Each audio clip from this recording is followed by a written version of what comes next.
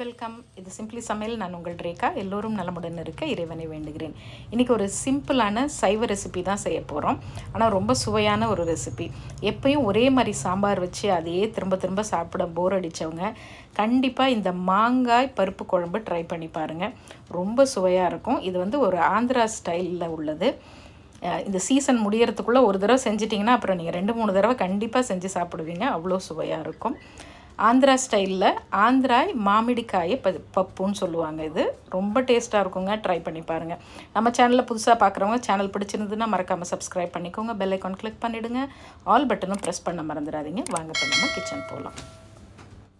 ஒரு ப்ரெஷர் குக்கரில் 150 கிராம் தோரம்பருப்பு எடுத்திருக்கேன். நான் வந்து பாதி தோரம்பருப்பும் பாதி மசூர் தால் சொல்லுவோம் இல்லையா, இந்த ஆரஞ்சு கலர் பருப்பு, அதில் பாதி எடுத்துருக்கேன். இது இப்படி செய்யும்போது இன்னும் டேஸ்ட் நல்லாயிருக்கும்.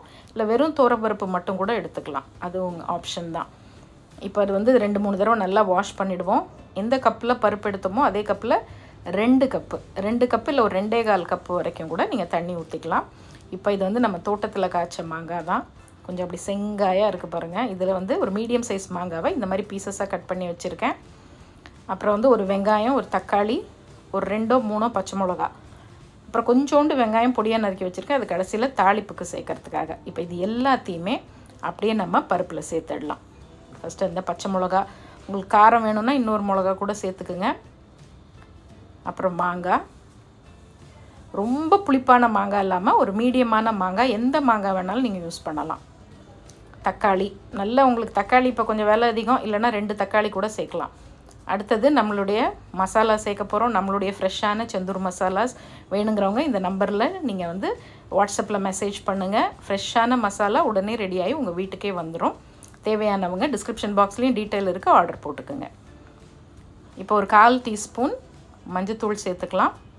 1/4 டீஸ்பூனுக்கும் கொஞ்சம் கம்மியாக பெருங்காயத்தூள், அப்புறம் நம்மளுடைய செந்தூர் மசாலாவோட தனி மிளகாய்த்தூள் ஒரு 1/2 டீஸ்பூன், உங்கள் காரத்துக்கு ஏற்ற மாதிரி. இதில் ரொம்ப காரம் இருக்க வேண்டாம். சில பேருக்கு கொஞ்சம் சுருக்குன்னு அப்படி காரம் இருந்தால் பிடிக்குங்கிறவங்க ஒரு 3/4 டீஸ்பூன் சேர்த்துக்கலாம். கொஞ்சமாக உப்பும் சேர்த்துக்குங்க. ஒரே ஒரு டீஸ்பூன் எண்ணெய் ஊற்றிக்கலாம்.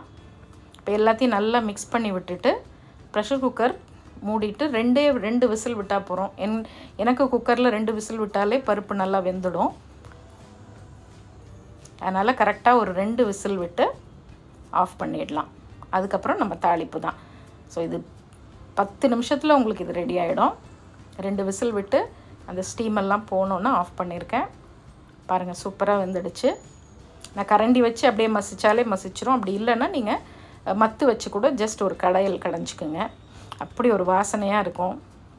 இந்த மாங்காய் வாசனை, பெருங்காய வாசனை எல்லாம் சேர்ந்து. இப்போ இது அடுத்தது இதுக்கு ஒரு தாளிப்பு நம்ம ரெடி பண்ணிடலாம். ஒரு டேபிள் ஸ்பூன் கடலெண்ணெய் இல்லைன்னா கடலெண்ணெயில் தாளிங்க, ரொம்ப நல்லாயிருக்கும். இல்லைன்னா நெய்யில் கூட தாளிச்சிக்கலாம், உங்கள் இஷ்டம்தான் அது. இப்போ 1 டீஸ்பூன் கடுகு, 1/2 டீஸ்பூன் சீரகம், இது ரெண்டும் கொஞ்சம் பொரிஞ்சு வரட்டும். நம்ம கொஞ்சோண்டு வெங்காயம் பொடியாக நறுக்கி எடுத்து வச்சோம் இல்லையா ஃபஸ்ட்டு, அதை இப்போ சேர்த்துக்கலாம். கூடவே ஒரு 4-5 பல் பூண்டு, ஜஸ்ட் அந்த மேல் தோலோடைய 1-2 தட்டி சேர்த்துக்குங்க. இந்த பூண்டு வாசனை ரொம்ப நல்லாயிருக்கும். பூண்டு சாப்பிடாதவங்களா இருந்திங்கன்னா அதை மட்டும் நீங்கள் அவாய்ட் பண்ணிக்கலாம். ஸோ இது லேசாக கொஞ்சம் லைட் கோல்டன் ப்ரௌனாக பொரிஞ்சு வரட்டும். ஃப்ரெஷ்ஷான கருவேப்பிலை, ஒரு 2 காஞ்ச மிளகாய் அப்படியே கிள்ளி சேர்த்துக்குங்க. இது எல்லாம் நல்லா லைட்டாக வதக்கி விட்டுட்டு இப்போ பக்கத்தில் சிம்மர்லேயே நம்ம பருப்பு அப்படியே கொதிச்சிக்கிட்டு இருக்கு. ஒரு 2 நிமிஷம் தான், அதுக்கு மேலெல்லாம் தேவையில்லை.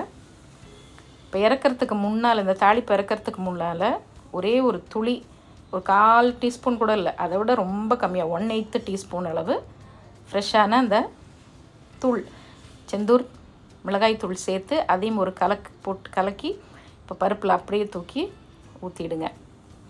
போட்டு நல்லா கலக்கி விட்டுட்டு ஒரே ஒரு கொதி, 1 நிமிஷம் அப்படி கொதித்து வரும்போது நல்ல பொடியாக நறுக்குன ஃப்ரெஷ்ஷான கொத்தமல்லி நல்லா தாராளமாக சேர்த்துட்டிங்கன்னா அப்படி ஒரு மணமாக இருக்கும். இந்த அருமையான மாங்காய் பருப்பு குழம்பு, மாமிடிக்காய பப்பு அப்படின்னு சொல்லுவாங்க. அவ்வளோதான், சூப்பரான ரெசிபி இது. தோசைக்கு நல்லாயிருக்கும், சப்பாத்தி கூட சாப்பிட கூட நல்லாயிருக்கும். சுட சுட சாதத்தில் போட்டு சாப்பிட ரொம்ப ரொம்ப அருமையாக இருக்கும். இதே மாதிரி ட்ரை பண்ணி பாருங்கள், கண்டிப்பாக உங்களுக்கு பிடிக்கும்.